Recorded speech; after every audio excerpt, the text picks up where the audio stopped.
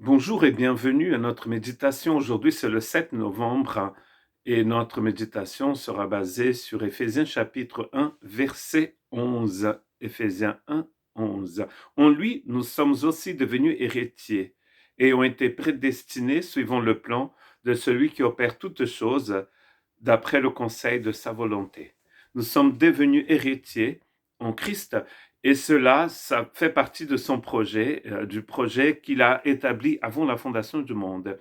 Il a deux autres fois où il va parler dans cette longue phrase qui va du verset 3 au verset 14 de la volonté de Dieu attachée à son projet éternel. La première fois, c'est le verset 5 qui nous a prédestinés dans son amour à être ses enfants d'adoption par Jésus-Christ selon le bon plaisir de sa volonté.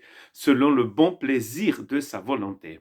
Il n'a pas été contraint par personne, il n'y a personne de supérieur à lui, et donc il ne peut pas être contraint par quelqu'un pour en ce qui concerne l'adoption.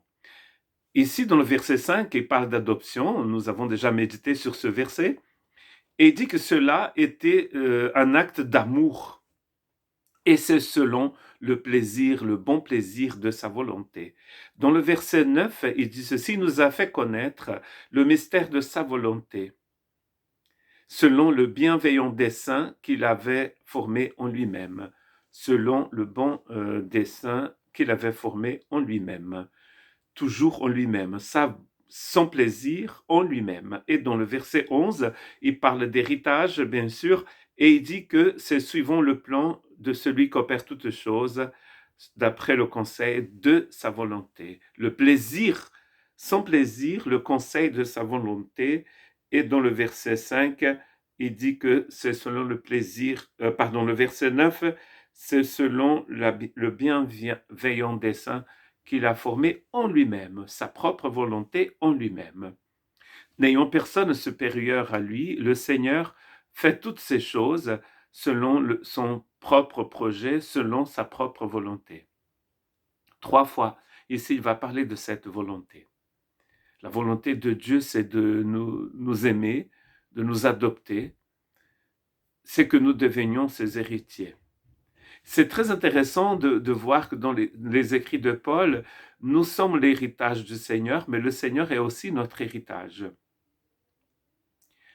Nous l'appartenons et il nous appartient. C'est une relation d'amour qui existe maintenant entre le Seigneur et nous. Dans cette nouvelle vie, dans ce nouveau royaume, dans cette nouvelle dimension, dans cette nouvelle réalité, nous appartenons au Seigneur. Nous sommes son héritage. Mais lui aussi, il devient notre héritage. Tout ce que nous possédons désormais, c'est le Seigneur.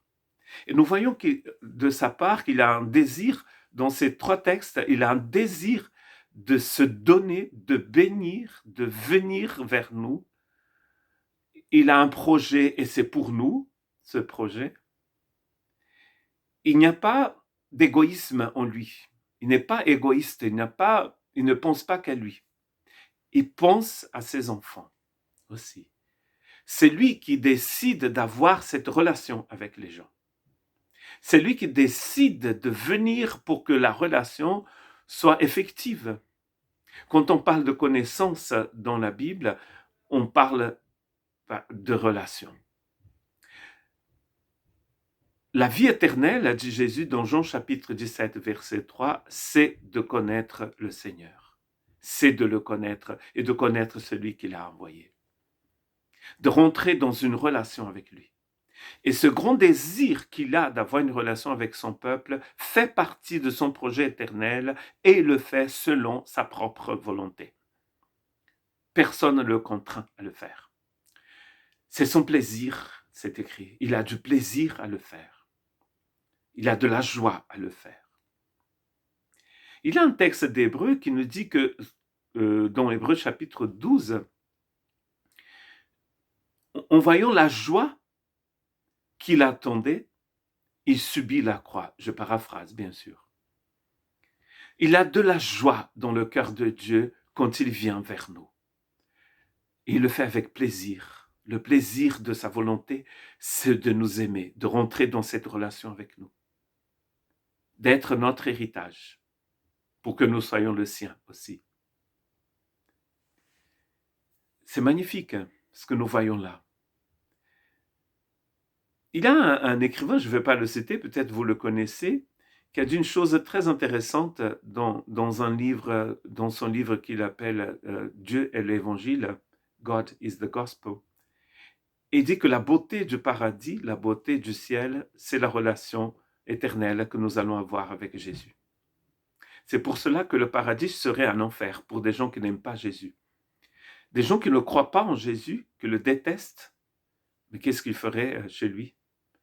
Car, en lisant les Écritures, nous voyons que le vrai bonheur, la vraie joie, la beauté du paradis, c'est la relation avec Jésus. Le fleuve de vie, l'arbre de vie, la lumière de la Nouvelle Jérusalem, le temple, c'est lui. Vous trouvez ça dans l'Apocalypse, c'est toujours lui. Lui partout. Ce désir de relation éternelle qu'il a avec nous fait partie de l'héritage et fait partie aussi du projet éternel qu'il a établi. Cela lui donne beaucoup de plaisir. Il a du plaisir à le faire. Rentrons dans une relation sincère avec lui aujourd'hui. Demandons-lui de venir et d'occuper toutes les places de notre maison, de notre vie. Que Dieu vous bénisse.